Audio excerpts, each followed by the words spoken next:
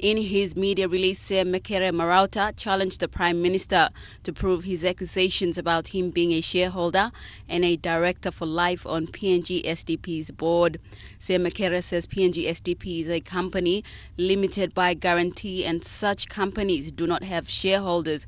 The only benefits are board fees. He further clarified that he has a fixed term like all directors, a reform he introduced along with a fit and proper persons test for directors and as such not a director for life.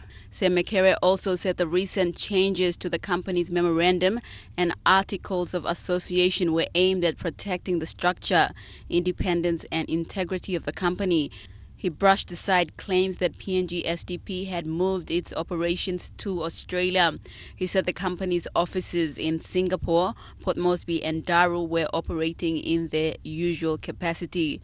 The company had, however, moved files and equipment to a small Australian office for security reasons. He further elaborated on the sale of Cloudy Bay Sustainable Forestry Limited and PNG SDP's attempts to sell its communication towers in Western Province. Both decisions, he says, were forced on the company by the Prime Minister's expropriation without compensation of the Ok Tedi mine. He says Ok Tedi was PNG SDP's sole source of revenue, and without that revenue, the company had no choice but to close or suspend its operations and projects.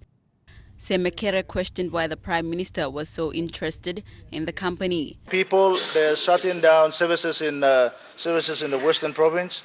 They're shutting down Western Power. They're shutting down the rubber project. They're shutting down some of the other projects that support the communities, claiming that they have no money.